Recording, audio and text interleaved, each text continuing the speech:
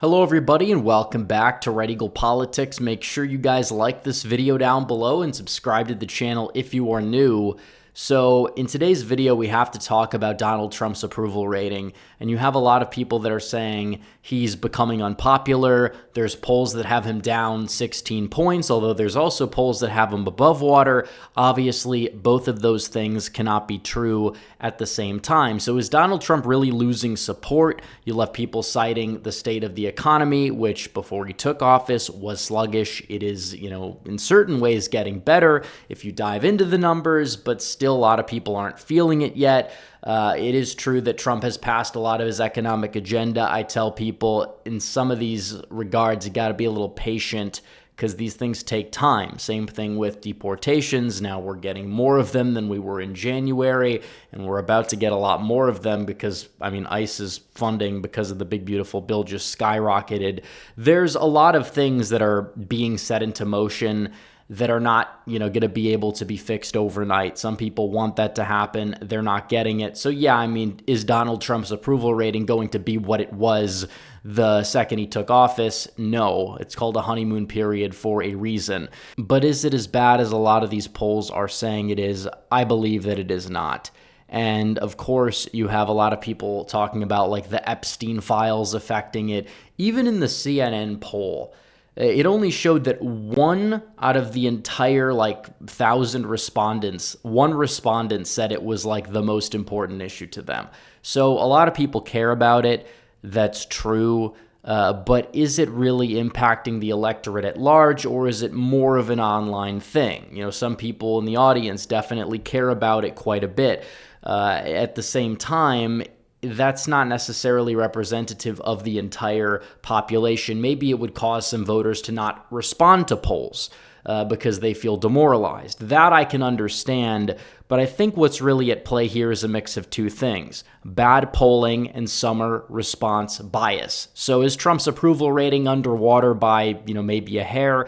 Yeah, but his approval rating and favorability rating are probably exactly where they were back in the 2024 election, the same election that Donald Trump won the popular vote in. Every swing state did extremely well across a lot of different places that not a lot of people anticipated, including myself. I don't think a lot of people saw New Jersey being as close as it was, or Trump taking Arizona by closer to 10 points than the 2020 margin, but still, his approval rating right now in the aggregate sits at 45.7%, which again is still a lot better than it was in term one. If you want to look at term one this same time, you go to mid-August, he had an approval rating of 39% and a disapproval rating of 55%. So already he's 12 points better on net than he was in term one, which is a very good sign.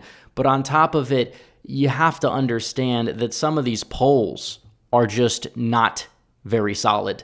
And you could go back to the 2024 election and you could look at these polls because you have two online panels. One of them is YouGov, which you have several YouGov polls in the mix. You have Yahoo News, I believe CBS News uses YouGov, and then on top of it, you have Economist. And in these three polls, Donald Trump's approval rating is -12, -10, and -16. And on top of it, you have Ipsos, which is another trash online panel that was proven very wrong in 2024. And a lot of these polls were not good either in 2022. Ever since COVID, they've been broken. Economist YouGov used to be a decent Trump approval poll in his first term, was relatively on aggregate, if not showed him being approved of above the aggregate. Now it's just completely broken. COVID has just ruined a lot of these panels because of the type of voters that got inserted into them during COVID. And it is impacting the aggregate because he's down by 6. But if you actually want to look at the aggregate without these polls, you would see that he's just down by 3, which again, there's plenty of reasons to believe that could pick up. And on top of it, we have this thing called summer response bias. It's very possible that his approval and disapproval are roughly even because of this phenomenon. But that's a massive shift where you see in the YouGov and the non-Ipsos polls, he's doing over 10 points better on net than he is in those specific polls, which have been wrong, and there's really no reason at this stage in the game to believe they've magically been corrected and every other pollster is just faltering. So if you want to look at 2024, in the final aggregate, you can see some of these polls and how wrong they were. Ipsos was off by 3.5 points. Yahoo News, which runs through YouGov, was wrong by 2.5 points. CBS News was wrong by 2.5 points. All the other polls, besides those in the aggregate, I think they still would have underestimated Donald Trump, but not by a ridiculous amount. And in the multi-candidate polls, you can see the Economist YouGov poll, Harris +2, and the ABC News Ipsos poll, Harris by 3. So that poll was wrong by 4.5 points, and these other polls were more accurate. So it's ridiculous that we're told that we have to just, take all these polls at face value when they've been wrong time and time again. And then we could talk about the summer response bias, because you kind of had the opposite thing going, because that debate was so bad for Biden. I don't know how much support he really lost at that point, because everybody kind of just knew what was happening, but you had a lot of people that were just demoralized, wouldn't answer the polls. And then Trump's lead went from 1.5 to 3.3, and it's possible that I think he would have beaten Biden by that margin, if not by more. Let's be completely honest here, if Biden had stayed in. But then you see Trump against Harris, and Harris was only polling about a point better, maybe a little bit more than Biden was at that stage in the game, which is insane, because the polling the day that Trump and Harris were both in the race, it was like Trump +1.5. That was the final margin that we saw, but then she surged out of nowhere. She skyrocketed up to this 2-point lead in the polls in late summer. Some of that was the honeymoon, but a lot of it just is that summer response bias that we typically see. 2022, we saw it, and it wasn't just because of Roe v. Wade, because the decision being leaked early did see a Democrat surge of a couple of points, but it was already kind of set in stone, and Republicans had, a 2.5-point lead, which was the final generic ballot that just magically evaporated. Early September, Democrats had a lead. Republicans eventually got the lead back, but it's summer response bias. I mean, we see response bias all the time. John Kerry was leading in the summer of 2004. Was he really ahead? Probably not. And you talk about 2012, Romney after the first debate. That wasn't summer response bias, but it was response bias. It was never really real. Maybe he gained a little bit. Maybe he gained a point. He didn't gain 5 points after that debate performance. He didn't. And you talk about the way that these elections go, it's a lot more polarized than people think. Yes, some public opinion can change, but it's really just who's answering the polls that causes the response bias, not the same people just, moving back and forth. 2020, we saw the same thing, where in the summer, Biden was leading by 4, then he had a 10-point lead and maintained that lead until the fall, when it started to kind of go down. And then he got a debate response bias bump. I don't think that debate changed anyone's opinion on the race, but still, it was never really that real of a lead. And of course, the polls did underestimate Trump significantly once again. So whichever way you want to look at it, the approval polls can be manipulated by bad polls in the aggregate and the summer response bias. It's possible that Trump's approval rating, like I said, 47-48 and then 50-51 in terms of the disapproval, that's fair, that's understandable, and that's pretty good historically for a president. That's better than what Obama had at this point in his first term, much better than his second term, much better than Trump's first term, much better than Biden after a certain period of time. Biden had a prolonged honeymoon period. I don't know why that was. I think a lot of it was just right-wingers feeling disillusioned with politics at the time, but come Afghanistan, he was way, way underwater. So regardless, you look at this and it's yeah, you definitely have an issue with the polls.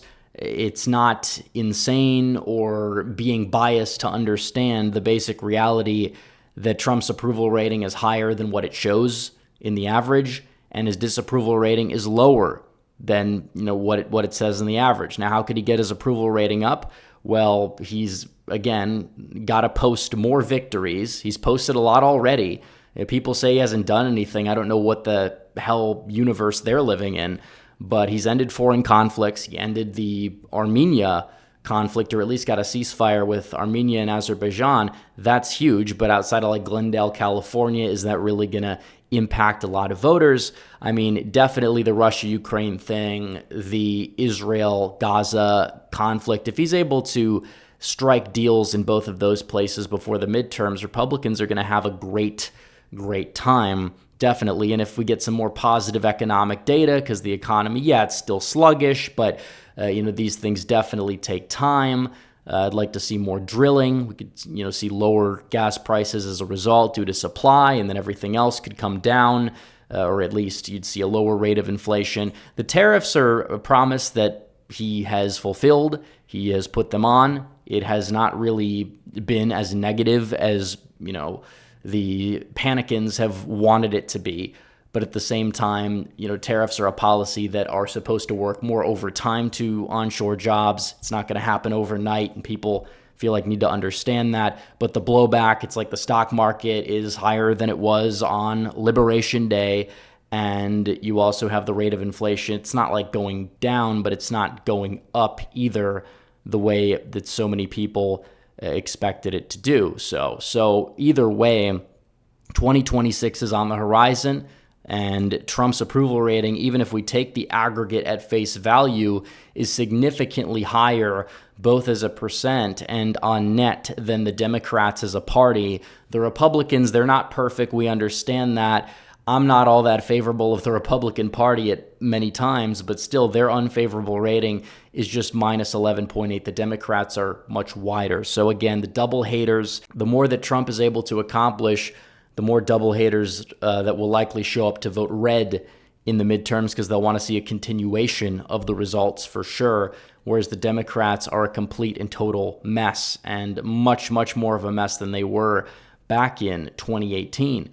So in terms of the polling, if people want an actual accurate poll, I recommend that you guys donate to our GoFundMe over at SoCal Strategies. We were the 4th most accurate poll in the country nationally in 2024. We were also the most accurate poll in the Wisconsin Supreme Court race. We didn't really like that result, but we were the most accurate poll there. We release the numbers no matter what they say, no BS, just the raw data. So if you guys would like to see an actual approval poll this month, we will conduct one, but these things do cost money. A lot of these major polling firms, it's like 5 figures plus for a poll, and it's a garbage poll. We have done this pennies on the dollar. It just will take $1,000. If everybody watching this video chips in $5 or $1 even, we would hit our goal probably like within an hour or so. So I'd encourage people, check out the fundraiser. If you guys want to donate to the fundraiser, feel free. It's much appreciated. And if we are able to hit our goal and we're able to exceed the goal, we'll be able to do polling more regularly. We'll also probably be polling before the New Jersey gubernatorial election, which will be taking place in a few short months. So anyways, guys, thanks for watching this video. Like this video down below, comment down below, subscribe to the channel, hit the bell for notifications so you never miss another video. Follow me on social media. The links are all in the description down below, and I will see you guys in the next one. Red Eagle out.